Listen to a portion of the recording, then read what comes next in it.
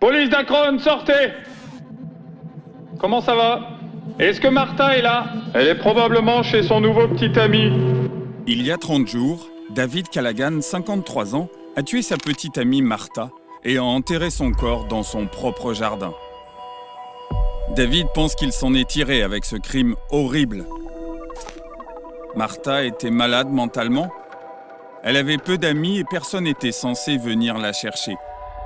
Par contre, la fille de Martha, Kim, était la seule personne qui s'est inquiétée de savoir où se trouvait sa mère. Si je disparais ou si je suis papa, ce n'est pas un accident. Il lui a déjà dit, je vais me faire avoir. Tu es un con et personne ne te trouvera jamais. Qu'est-ce qui vous préoccupe? Qu'il l'a tué.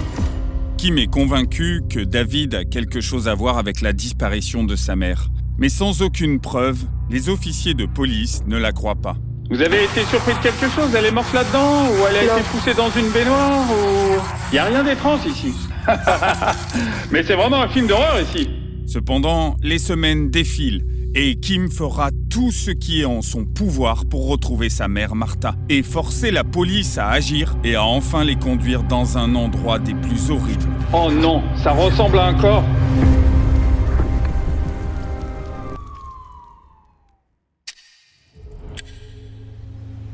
Aux premières heures d'un lundi matin, la police d'Akron reçoit un appel d'une femme demandant une ordonnance restrictive contre son petit ami. L'appelante est Martha Robin Freitag, 53 ans. Elle est déjà connue par les officiers pour ses antécédents de schizophrénie et ses fréquentes disputes domestiques impliquant son petit ami David Callaghan.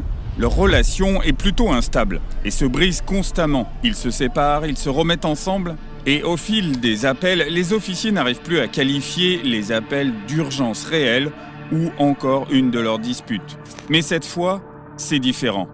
Quand les policiers arrivent chez le couple, ils n'ont aucune idée qu'un meurtre va bientôt avoir lieu, quelques minutes après. Et ce sera la dernière fois que Martha a été vue vivante.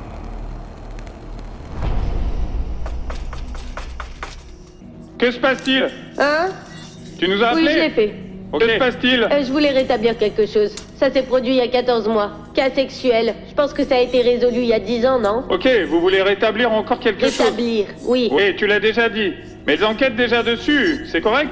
Tu nous en parles encore une fois? Je sais pas s'ils enquêtent ou non. Tout ce que je sais, c'est que j'ai reçu une ordonnance restrictive. 2, et puis je l'attends. Pour obtenir de l'aide mentale. Tout d'abord, ce n'était pas censé être signalé du tout. Tandis que Martha parle, ses mots sont dispersés.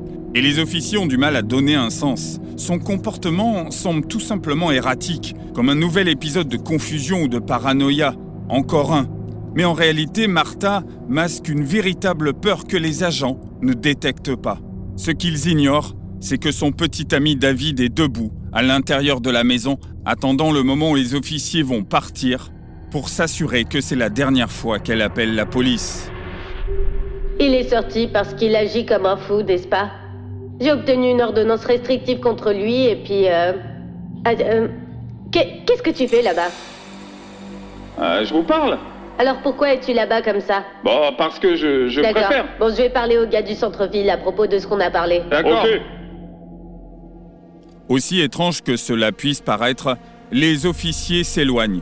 Ils qualifient Martha d'instable et d'inconsciente. Ils viennent de la laisser seule avec l'homme qui est sur le point de la tuer. Dans les heures qui ont suivi, la police étant partie, David était en colère. Il était furieux que Martha ait à nouveau appelé la police pour lui. Il saisit un manche de hache en bois et frappe Martha encore et encore dans cet excès de rage.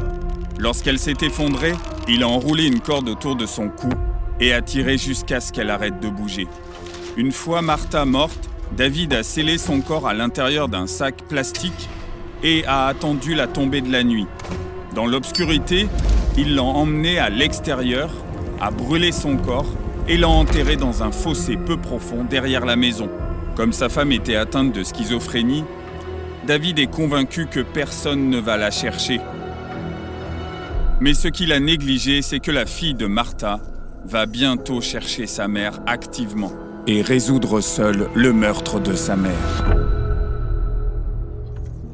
Dès le lendemain, Martha est injoignable pour tout le monde.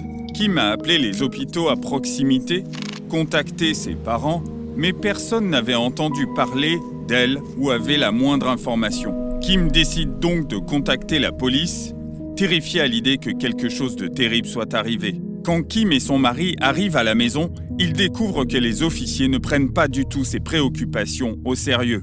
Aucun des deux n'est notre cousin. Elle appelle tout le temps. Son frère qu'elle appelle tout le temps. Personne n'a eu de ses nouvelles. Elle habite ici? Ouais. Tu es venu déjà? Non. Je suis venue plus tôt et j'ai frappé à la porte et elle avait beaucoup de problèmes avec son petit ami. Ouais. À un moment donné, il y avait une sorte d'ordonnance de protection et je sais pas. Contre lui, bien sûr. Elle est paranoïaque, schizophrène, alors j'ai fait tout le tour des différents hôpitaux. Je suis allée partout pour voir si elle était comme dans une unité psychiatrique, mais tout le monde me dit qu'elle est pas là. Je sais qu'il s'est passé beaucoup de choses entre elle et son petit ami et... D'accord. Il lui a proféré des menaces de mort, alors... c'est... D'accord. Il lui a dit des menaces du style « personne ne va jamais te retrouver », donc... Ah ouais.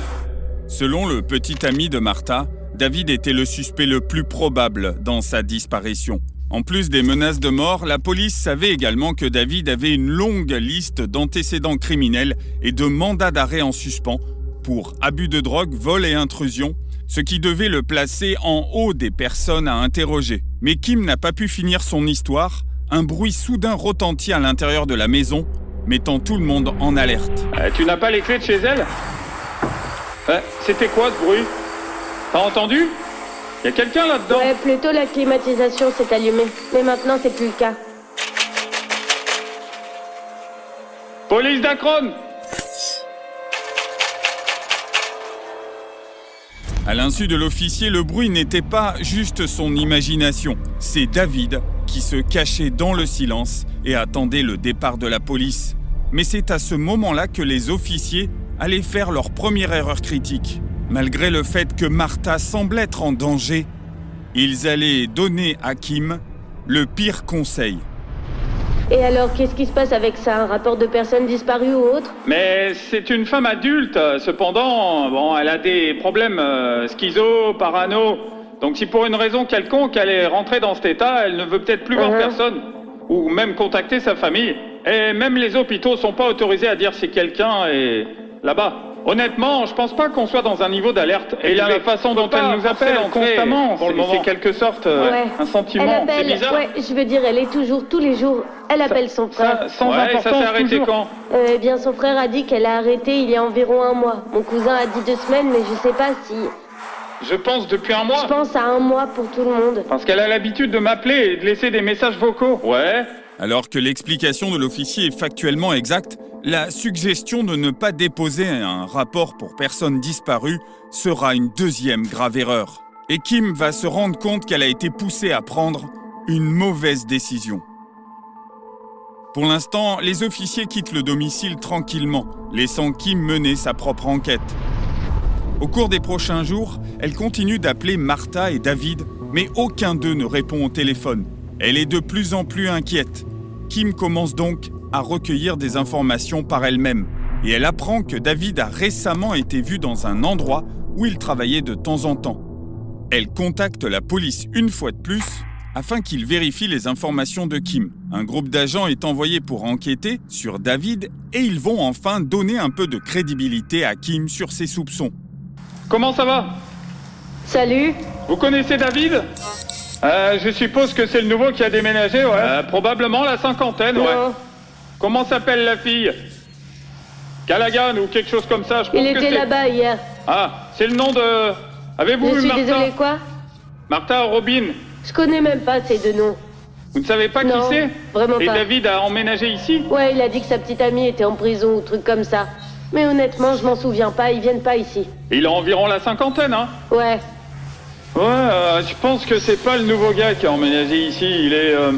je pense qu'il mesure 1m80. Dave, un gars plutôt chauve. Il est plus vieux, ouais, probablement. Quel est son prénom? Quel est le nom du mec? C'est David? Ouais, le gars qui m'énervait là l'autre soir. Ouais, c'est vrai, ouais. Nous avons eu un tas de David ici. Oh. On pourrait voir une photo peut-être. T'as une photo?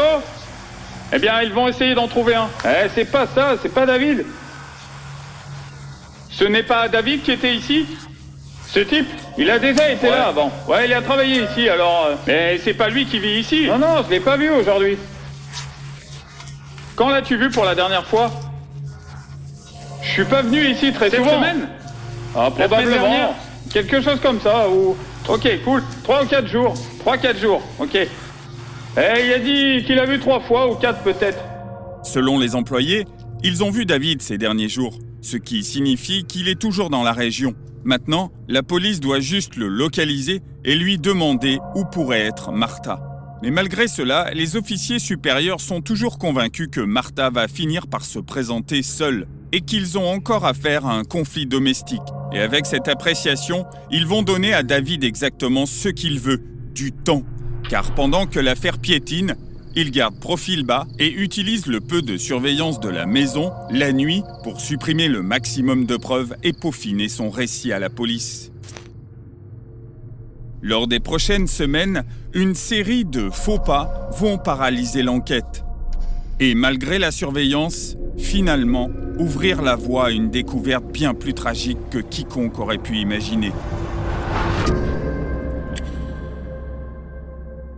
La semaine suivante, après des appels répétés et sous la pression de Kim, la police a finalement accepté un autre contrôle au domicile. Encore une fois, ils commettent une erreur critique. Ils envoient de nouveaux officiers qui n'ont pas l'historique et le contexte complet de l'affaire. En effet, aucune déclaration de disparition. La disparition ne semble pas prise au sérieux et David bénéficie encore de temps. Ce n'est pas le cas. Ouais, ils ont ajouté aucune note. Il a juste dit qu'ils étaient là. Ouais, eh bien c'est fait. D'accord, il est arrivé comme une personne fille, disparue. Ouais, ensuite il a dit qu'elle avait vérifié, mais aucun rapport n'a été fait. Une sorte de contact? Ouais, ils ont dû avoir des contacts.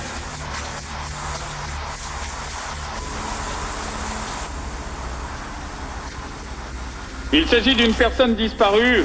Ils ont effacé le numéro dans le rapport, ça veut dire qu'ils l'ont trouvé. Exactement, c'est ce que je pense. Ouais. Après seulement 4 coups sans réponse, les officiers décident de quitter les lieux, en supposant que, puisqu'aucun rapport de disparition n'est déposé, quelqu'un a dû déjà prendre contact avec Martha. C'est exactement pourquoi dissuader Kim de déposer un signalement de disparition était une erreur catastrophique. Sans aucun signe de Martha ou David, la police est convaincue que tout va bien. L'enquête piétine et reste au point mort. Les jours passent sans aucun progrès et l'affaire est même classée sans suite. Une semaine passe et il semble que Martha ne sera peut-être jamais retrouvée, car la police a complètement ignoré sa disparition. Mais quelque chose d'étrange commence à se produire. Kim commence à recevoir des messages de réponse de sa mère. Mais les messages sont brefs et intriguent Kim. « Je suis occupée, je suis avec mes amis, je vais bien ». Cela ne ressemble pas à sa mère. Et pour Kim, cela ne ressemble pas à sa mère. Elle trouve ces textos bizarres. Elle se méfie et Kim demande donc à la police d'aller au domicile, mais cette fois d'entrer au domicile de Martha et vérifier la maison. J'aimerais officiellement déclarer la disparition de quelqu'un. Parce que j'ai parlé à tellement d'officiers, tous ceux qu'elle connaît, ses amis, famille, aucun d'entre eux n'a vu son visage ou lui a parlé pendant plus d'1 mois. Alors je lui ai envoyé des messages depuis le téléphone de sa mère. Dites, c'est votre fille, je veux savoir où vous êtes. Oh, je suis à la salle du royaume, dans le Kent, avec des amis. J'ai dit d'accord, reste là, j'arrive tout de suite. Oh, je suis pas là, tu sais pas où je suis? Oh, je suis en train de manger en ce moment. Sa façon d'écrire est complètement différente. Elle dit qu'elle est en colère contre la famille. Mais le problème, c'est qu'on frappe à la porte et personne ne répond. Et C'est vrai. On n'a pas de raison suffisante pour enfoncer la porte. Elle est propriétaire de cette propriété et j'ai besoin d'intervenir ici avec tous les gars. Si vous pensez qu'elle va appuyer des frais pour moi, c'est bien. Je veux savoir ce qui lui est arrivé. Elle ne va pas porter plainte contre moi, ce n'est pas un problème. Elle a une maladie mentale? Oui, c'est vrai, mais elle est... Elle a pris son traitement? Non, je sais pas. Mais je sais qu'elle ne fait pas ce genre de choses. Je le sais. La dernière fois que sa mère lui a parlé, elle marchait dans ce champ là-bas. Et elle a dit à ma grand-mère, si je suis portée disparue ou tuée, ce n'est pas un hasard. Et elle me l'a dit. Cela nous a été dit à plusieurs reprises et lui a déjà dit, si je vais te botter le cul et personne ne te trouvera jamais. C'est quoi votre préoccupation? Il l'a tuée. Kim est sûre d'elle. Elle a résolu le problème de la disparition de sa mère. Elle accuse David de meurtre et d'usurpation d'identité, tandis que les officiers doutent encore de cette histoire. Ils acceptent de rentrer dans la maison, ne serait-ce que pour montrer à Kim qu'elle a tort. Mais ce qui les attend à l'intérieur laissera Kim encore plus furieuse contre la police. Et le fait qu'ils ont complètement ignoré les demandes de Kim. Bien. Police d'Akron, quelqu'un ici? Venez dehors. Ah, c'est le premier jour avec cette chemise et le deuxième avec ce pantalon. Allez, tu vas y arriver dans 3 jours, une autre journée de repos, mon pote. Eh, y a un gros chien noir, là. Ça peut être dangereux.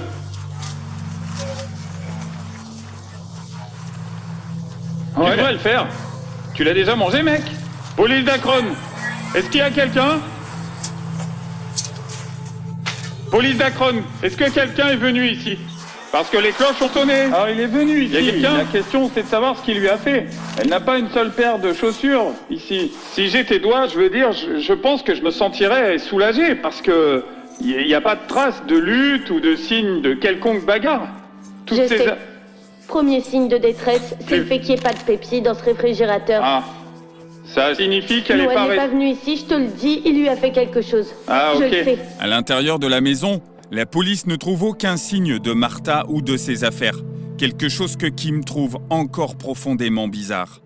Pourtant, l'officier la rassure que tout va bien et qu'il n'y a aucun signe évident de crime. Alors que la police allait partir de la maison, un officier fait une remarque désinvolte qui révèle ce qu'il pense vraiment de ce qui est arrivé à Martha. Vous avez été surpris de quelque chose? Elle est morte là-dedans? Ou elle a été poussée dans une baignoire? Ouais, j'aurais été surpris comme ça. Il n'y a rien d'étrange ici. Ça m'aurait surpris. Bien que les officiers aient brièvement considéré le pire scénario pour Martha, leur attitude montre clairement qu'ils ne croient pas à ce scénario. Même si Kim insiste sur le fait que quelque chose ne va pas, que le doute est bien réel, et Kim insiste encore une nouvelle fois pour faire un signalement de personnes disparues, ce qu'elle aurait dû faire il y a plusieurs semaines, les officiers sont toujours convaincus qu'il n'y a pas de raison de s'alarmer. Ouais, eh bien, je dois faire un rapport officiel. Ouais, ça peut arriver, c'est pas le problème, mais c'est trop vague. Ouais, je sais pas quoi penser d'elle. Aucune de ses affaires n'est dans la maison, chaussures. Elle avait toujours des chaussures partout. Très bien, voici le rapport et ensuite je vais chercher quoi? Je fais quoi? Je veux dire, je continue si j'entends d'autres SMS? Ouais, je veux dire, c'est plutôt inutile à moins que ça sert à rien. Je suppose que c'est ce qui se passe. Ouais. Je veux dire, mais... Faites-nous savoir si vous pensez qu'elle est quelque part et on peut y aller pour vérifier, ok? D'accord. À présent, vous pouvez entendre le désespoir dans la voix de Kim. Il semble que cette enquête est dans une impasse alors qu'elle regarde les officiers partir une fois de plus, lui conseillant d'appeler si de nouvelles informations apparaissent. Mais quelques heures plus tard, un officier décide de revenir et de parler avec les voisins dans l'espoir d'apprendre où David ou Martha pourraient être. Une action qui semble mineure mais qui va marquer la première étape pour le renversement de cette situation. En effet, un des voisins tient un élément clé de l'enquête qui vont permettre de confirmer le scénario de Kim. Vous savez quelque chose à propos de la maison d'à côté? Il y avait une femme qui vivait ici et elle m'a demandé de l'argent à plusieurs reprises ou quelques clopes. Et je lui ai dit que je fumais pas. Pourquoi? Qu'est-ce qui se passe? Eh bien, nous avons envoyé quelqu'un pour vérifier comment elle va, mais elle ne répond pas à la porte. Est-ce qu'il y a une voiture ou quelque chose? Pas. Vous avez vu? J'ai pas vu de voiture. Elle marchait, c'est la première fois que je commence à tondre. Comment ça va? Tu vis dans le garage? Tu veux appeler ça une vie? Ah ok. Où dors-tu? Juste là. Mais sais-tu qui vit ici? Robin Clitock, je pense. Quand tu l'as vu pour la dernière fois? Oh, il y a environ 4 semaines. Tu ne l'as pas vu depuis 4 semaines? Non, la dernière fois. Tu l'as vu là-bas? Ouais. Mais il conduit une voiture? Non. Il est à la maison? Je sais pas. Ok. La déclaration du voisin confirme enfin ce que Kim soupçonne depuis le début. David n'avait pas disparu. Il a été vu par le voisinage quittant la maison quand la police et Kim discutaient. La police commence alors à coordonner la surveillance autour de la propriété, affectant des unités de patrouille pour surveiller tranquillement la zone et attendre le moment où David réapparaît. 2 jours plus tard, l'opportunité tant attendue se présente enfin. Une voiture est repérée garée à côté de la maison. Premier signe d'activité depuis des jours. Ils s'approchent soigneusement dans l'espoir d'établir enfin le contact avec Martha et apaiser les craintes de Kim. Mais l'unique personne qu'ils vont trouver, c'est la personne qu'ils aident sans le savoir depuis le début de cette affaire. Les officiers vont enfin voir l'homme qu'ils cherchent depuis plusieurs jours. Police d'Akron, sortez! Comment ça va? Est-ce que Martha est là? Elle est probablement chez son nouveau petit ami. Quel est ton nom, mon pote? David Callaghan. David Callaghan? Très bien, descends un peu. Pourquoi penses-tu qu'elle est chez son petit ami? C'est là qu'elle est là la plupart du temps. Mais où est-ce? Ah, je sais pas. Tu vis seul ici? Ouais, je suis tout seul. Enfin, elle est peut-être là de temps en temps. Comme on est séparés depuis 1 an. Ouais, elle est schizophrène, donc elle prend des médicaments, et puis elle arrête de les prendre. Enfin, je sais pas combien de fois. Voici David Callaghan, l'homme que Kim a essayé de faire passer pour le suspect numéro 1. Selon lui, Martha n'est pas à la maison, mais chez son nouveau petit ami. Et David surprend les officiers en insistant sur le fait qu'ils ne devraient pas croire la famille de Martha, car leur parole n'a pas de valeur. Ah, je suppose que sa fille se bat encore avec elle. 604 à Centrale. Ouais, c'est justement pour ça qu'on est là. Parce que personne dans sa famille ne l'a vu depuis juillet. Je sais pas comment, je lui ai envoyé un texto. Quand lui as-tu parlé pour la dernière fois? Oh, je sais plus, il y a 5 ou 6 jours, je crois. C'était où? Ouais, ici. Et Martha n'est pas dans la maison en ce moment? Tu peux entrer et regarder si tu veux. Et de toute évidence, oui, nous sommes inquiets pour Martha. Comme tu l'as dit, si elle est dehors, sans médicaments, nous aimerions la retrouver. C'est une personne disparue. Je savais pas que c'était pour... Nous avons besoin de la localiser. Eh bien parce que sa famille, ils sont tombés à plusieurs reprises, enfin. Ils sont allés jusqu'à changer leur numéro de téléphone et pas lui donner. Ils l'ont traité horriblement au fil des années. Elle leur parle plus. Ouais, ça me surprend pas.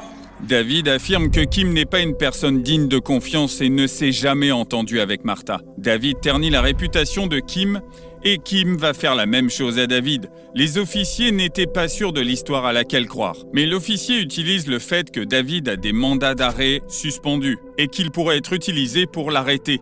Leur prochain mouvement serait de prendre David au dépourvu. C'est enfin la décision la plus intelligente prise par la police. Tu sais que tu as des mandats? Non, il faut que j'y aille et m'en occuper. Ouais, j'ai reçu des mandats pour des délits mineurs. D'Akron? Ouais. D'accord, bien, mais nous allons vous aider pour aujourd'hui. Mais avec tous ces mandats, nous les enverrons au tribunal pour qu'ils soient pris en charge. Ok, voilà ce qu'on peut faire, si ça vous convient.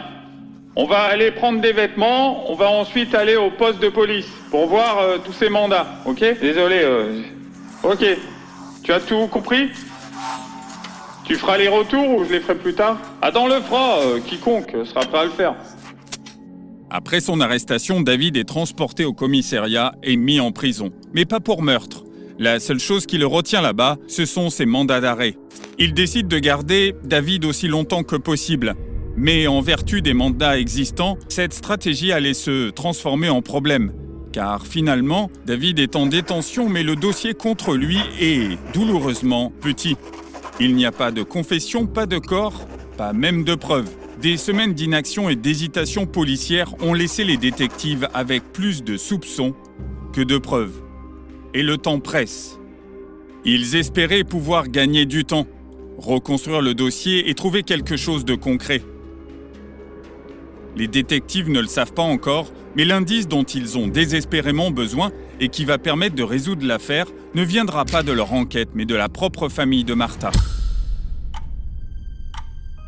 Quelques jours plus tard, tandis que David est en détention, la famille de Martha reçoit un message mystérieux.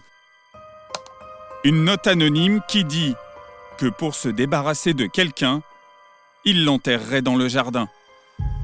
Au début, il pourrait s'agir d'une farce cruelle, ou peut-être d'un véritable tuyau. Quoi qu'il en soit, la cousine de Martha, Angela et quelques proches contactent la police et leur demandent d'aller à la propriété. Pour la première fois dans l'enquête, la police et la famille de Martha unissent leurs forces. Qui est l'appelant? Qu'est-ce qui t'a fait penser ça? Eh bien, l'État est venu et l'a arrêté. Je crois que c'était vendredi, ils l'ont arrêté. Autre accusation, outrage, et ils le retiennent depuis 30 jours. Alors, ils l'ont interrogé à propos de ça. Deux fois, je crois, j'ai reçu un message texte. J'ai mis ses dépliants sur tous les poteaux et je reçois ça. Ouais, Il y a un s'ils officier devaient qui va un jour arriver. se débarrasser de quelqu'un, il les enterrerait de l'autre côté de la clôture dans l'arrière-cour. Ouais, je connais son rôle, mais tu es venu avec elle? Qu'est-ce que... Ouais, je lui ai demandé de venir parce qu'il y a quelque chose de suspect. Je suis sûr qu'il se passe des trucs ici. J'espère que c'est pas elle, mais là-bas, il y a un truc louche. La police étant désormais informée de la situation, les agents commencent à coordonner une recherche sur la propriété en se concentrant sur l'arrière-cour mentionnée dans le message, tandis que d'autres sollicitent le quartier à la recherche de quelqu'un qui pourrait avoir des informations. Alors que les recherches sont en cours, un nouveau mystérieux message anonyme arrive au poste de police. Les détectives réalisent que cela pourrait être leur seule véritable avancée et décident de saisir l'opportunité pour interroger à nouveau David. Cependant, David n'est pas stupide. Il a déjà nié toute implication dans la disparition de Martha et il sait que agir sans réfléchir ne va pas convaincre les détectives qu'il n'a rien à cacher. Il sait aussi que tant qu'il continue à nier, ils vont redoubler d'efforts pour blâmer la famille de Martha. Et les détectives ne peuvent rien lui reprocher sans preuve. De toute évidence, les enjeux ne pourraient pas être plus élevés que des deux côtés. Et si David joue des cartes d'abord, il sera libre. Assieds-toi, David. Alors, tu peux nous dire la dernière fois que vous vous êtes réellement parlé? Juste au début du mois dernier. Alors, j'ai pas vu. Il y avait une ordonnance restrictive contre toi? Un TPO ou un CPO? Elle a dit que c'était temporaire, mais ça a duré 6 mois, je crois. Tu as été arrêté? Non. Non. Voilà le truc. Ouais, explique ça. Elle a appelé la police à mon sujet une demi-douzaine de fois. Mais j'ai jamais levé la main sur elle. Elle n'a jamais eu une égratignure. Vous pouvez lire les rapports, hein. Je dirais la même chose. Elle se fâche et je pars. Et parano, elle pense que je saute sur tout ce qui bouge, dès que c'est féminin. Ça, c'est juste ce que vous savez, mais elle s'est mise en colère contre moi à l'origine et, tu sais, elle a juste... tout le temps, je me suis senti, tu sais, partir un jour, 1 ou 2 fois, puis ça se calmait, ça s'est passé. Je veux dire, on a toujours trouvé une solution, on a réglé les choses. Je comprends pas pourquoi elle a fait demi-tour. Je veux dire, nous avons eu des problèmes au fil des années, comme je l'ai dit, mais nous sommes ensemble depuis 2002. Bien sûr. Vous savez, tous les couples ont des problèmes. Ouais, tout le monde a des problèmes. Ouais, c'est vraiment dur. Mais je suppose que ta théorie est la suivante, David. C'est que Martha est restée avec la personne avec qui elle sort, cette nouvelle personne, et elle n'est pas à la maison, c'est ce que tu dis. Comme prévu, David s'en tient à son histoire, insistant sur le fait que Martha est partie avec son nouveau petit ami en Floride. David sait exactement ce qu'il fait et réalise que les détectives ont peu de preuves pour aller dans le sens contraire. Il décide donc de prendre le contrôle de la conversation et tenir le personnage de Martha comme instable et affirmer que sa disparition est le résultat de son propre état mental. Les détectives ne peuvent pas pousser l'interrogatoire sans preuve, sans corps. Alors il le laisse parler et il construit une défense plus forte, valable devant un tribunal. Je crois qu'elle a rechuté. Tu sais, je retourne fumer du crack à nouveau parce que, bon, tu sais, j'ai trouvé l'attirail à la maison. Je veux dire, demain c'est son anniversaire. Est-ce vrai? J'ai essayé, 3 ou 4 fois au cours des 2 dernières années. Et je voulais l'emmener à l'évaluation, comme il lui demande, mais vous savez... Mais elle crierait sur les ambulanciers et la police, sous le porche, tu sais, en leur criant dessus, me criant dessus. Comme pour me dire que ça lui convient pas, que c'est pas les bons critères. Et qu'est-ce que ça doit être dérangée, non? Ouais, pour qu'ils interviennent, elle doit me poignarder dans mon sommeil ou faire quelque chose comme ça. Ils disent, elle est adulte, nous ne pouvons pas prendre ses médicaments à sa place. Même si ça lui ressemblait, elle a peut-être des problèmes aussi. Ouais, absolument. Et parfois, ils passent des mois sans se parler. C'est à un moment donné... Robin n'avait même pas de numéro de téléphone et pour parler à sa mère et à son père. Pendant de longues périodes. Ouais, non, tu as absolument raison. Moi, j'ai senti qu'il y avait de moments difficiles de temps en temps. On aurait dit qu'elle communiquait beaucoup à travers son Facebook Messenger. Mais la mention des messages Facebook de Martha prend clairement David au dépourvu. Il est surpris que les détectives aient cette information, ignorant que Kim l'avait déjà accusé et se faisant passer pour sa mère quelques semaines plus tôt. Mais ce n'est pas la seule surprise qui l'attend. Les détectives ont caché quelque chose, des preuves qu'ils ont gardées pour ce moment précis. Si la pression marche, il pourrait finalement glisser et se contredire. Lorsque David a été arrêté pour la première fois, ils ont récupéré le téléphone de Martha à l'intérieur de la maison, ainsi que plusieurs chèques déjà retirés. Alors que David commence à être sur les nerfs, les détectives décident de pousser à leur avantage et de l'affronter directement avec une preuve tangible. C'est un pari risqué. S'ils poussent trop fort David, ils pourraient exiger un avocat et mettre fin à cet interrogatoire et l'empêcher d'avouer, faisant retomber l'enquête dans une impasse. Ouais, là, je veux dire, tu sais, évidemment, sa famille est vraiment inquiète pour elle et l'aime beaucoup. Et je vois que tu l'aimes, n'est-ce pas? Ouais, absolument, je veux dire. D'accord. Eh bien, Dave, je pense qu'il y a un manque. Il y a un truc qui manque. C'est ce que je pense. Et moi, je pense que tu te sentirais mieux si tu nous disais juste ce que c'est. Je sais pas, je veux dire, je sais pas quoi dire bien. Je pense qu'il y a un peu plus dans l'histoire, Dave.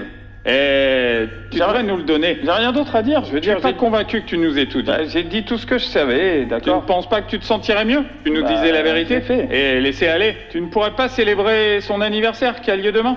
Tu nous as donné des bribes, mais il manque quelque chose à ton histoire. Et comme tu le sais, c'est ta petite amie, l'amour de ta vie. Ça, c'est l'écriture de Robin en septembre, où tu as payé le loyer pour qu'on puisse continuer cette farce. Faire croire que Robin est toujours là. Raconte-nous la partie où tu as utilisé son téléphone. Tu t'es fait passer pour elle?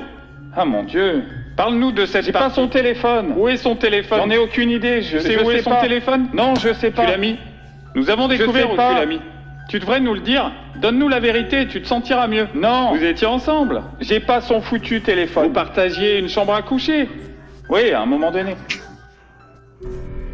Inutile de dire que David commence à s'énerver sérieusement, visiblement à cause de toutes les accusations qui lui sont portées. Il est sur la défensive, irrité, mais continue de parler. Heureusement pour les détectives, il ne semble pas prêt de s'arrêter ou de demander un avocat. Mais ils ont poussé David dans ses derniers retranchements. Ils décident de faire une pause pour laisser David sortir fumer, en espérant que cela va le calmer et qu'il sera plus disposé à coopérer à son retour. En attendant de retour à la résidence de Martha, les agents continuent de coordonner la recherche dans l'arrière-cour et la prospection des quartiers de toute information qui pourrait faire avancer l'enquête. C'est alors qu'un visage familier s'approche de l'un des officiers, le même voisin qui quelques jours plus tôt avait rapporté que David faisait des allers-retours dans sa maison. Mais cette fois, il partage une histoire effrayante, dans les jours qui ont suivi la disparition de Martha. Ouais, ils vivent là-bas, et l'autre fois, il y avait une sorte de feu dans le foyer là-bas. Mais je savais même pas qu'elle avait disparu quelques jours avant. Je veux dire, vous aviez remarqué une activité, quelqu'un là-bas dans la cour récemment? Ouais, juste le gars, ouais, qui vit ici. Mais que faisait-il? En pleine nuit, il brûle des choses. Je le sais, je pouvais sentir cette horrible odeur. Et j'ai pensé, mais c'est bizarre, c'est pas le jour des poubelles. La femme là-bas est la cousine de la femme disparue. Elle a disparu depuis 30 jours. Quelqu'un a envoyé un message en lui disant « Vérifie l'arrière-cour pour ton cousin ». Plaisantais ? Selon le voisin de David, chaque nuit, il pouvait voir des flammes s'élever de la maison de David dans l'arrière-cour, accompagnées d'une odeur horrible. Sur la base de ces informations, les agents demandent aux pompiers et aux services médicaux d'urgence, ainsi qu'aux équipes médico-légales, de les aider sur les lieux en traitant l'arrière-cour comme une scène de crime potentiel. Les équipes se préparent et commencent la recherche. Mais personne n'aurait pu s'attendre à ce qu'ils allaient trouver à quelques mètres seulement et qui allait confirmer la version tragique de Kim. Plutôt positif. Il y a un corps enterré et un foyer, ils l'ont déterré. Tu peux voir ce qui ressemble à un genou ou à un coude. Et quand tu le touches, tu sens que c'est... On n'a pas plus creusé.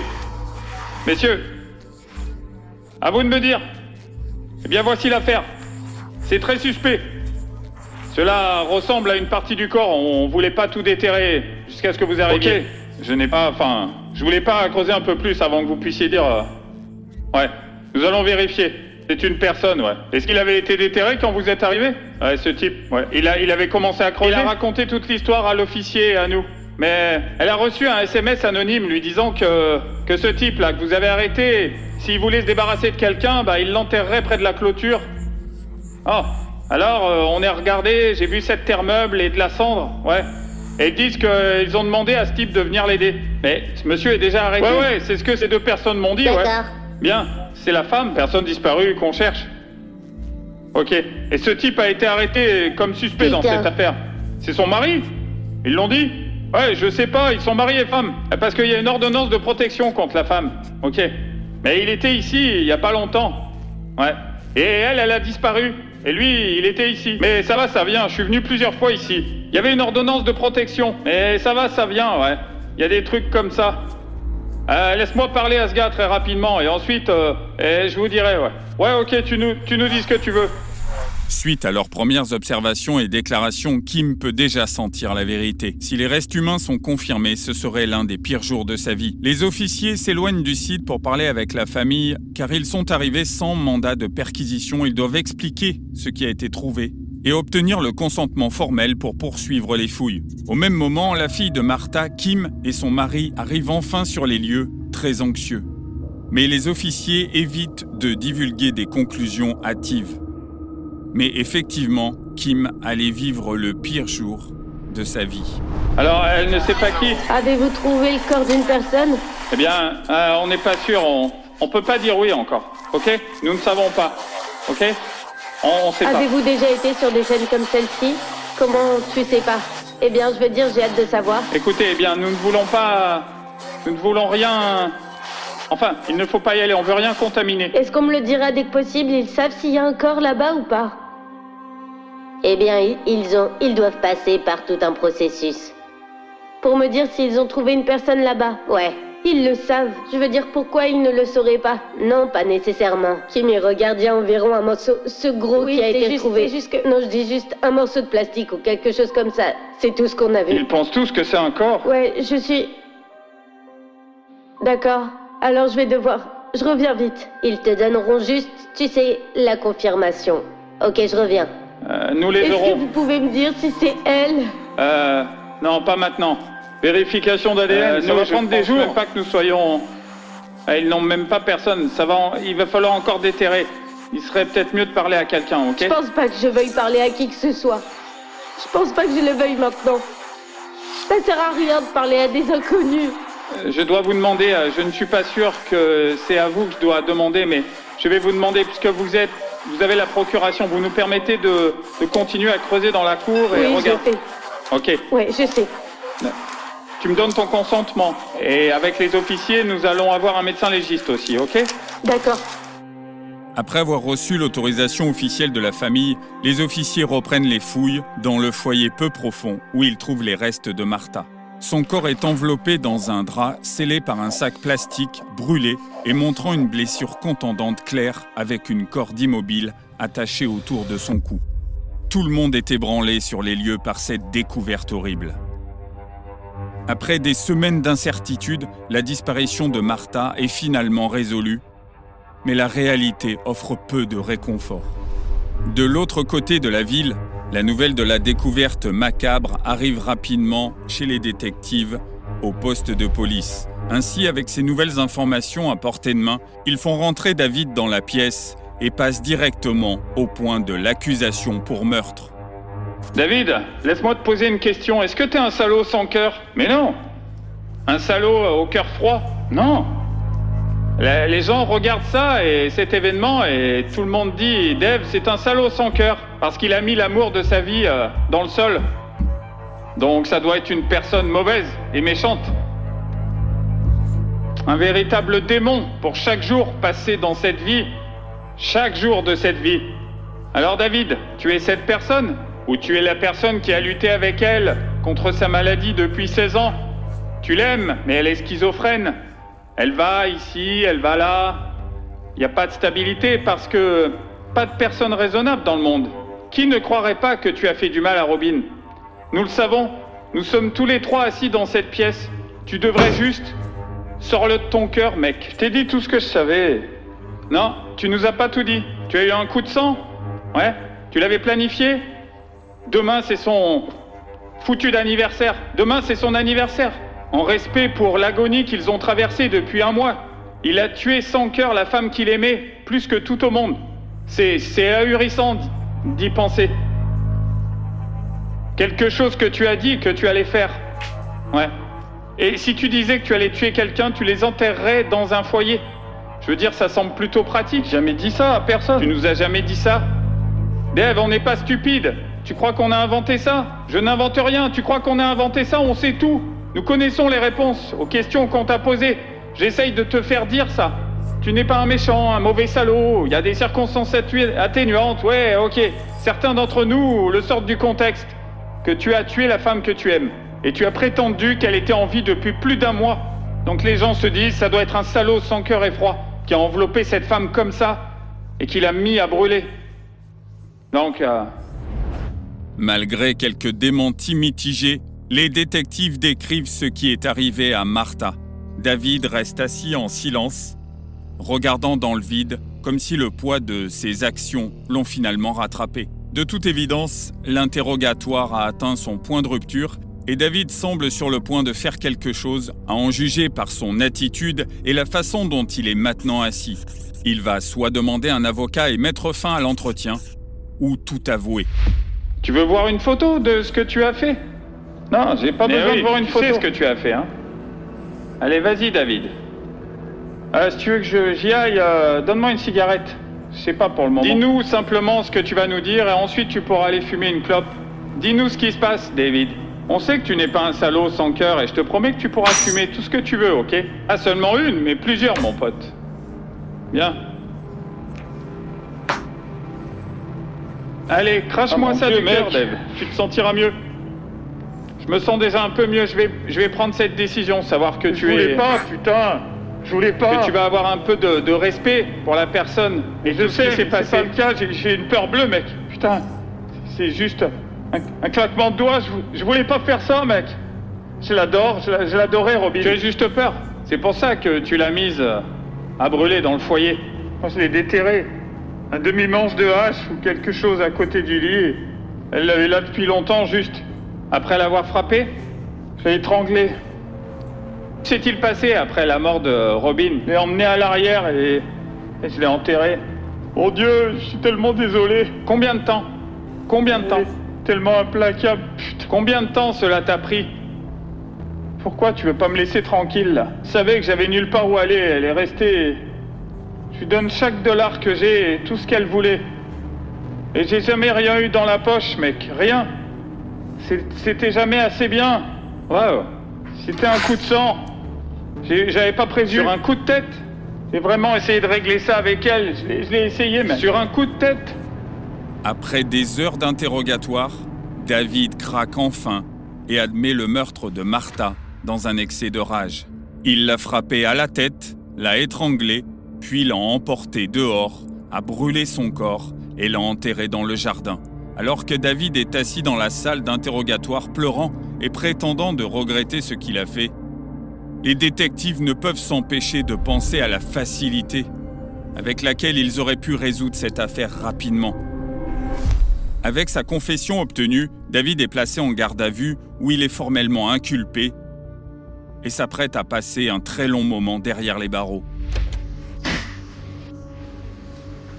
Et juste pour que tu saches, ils ont parlé au procureur. Pour l'instant, tu vas être accusé de meurtre, abus d'un corps et de falsification de preuves.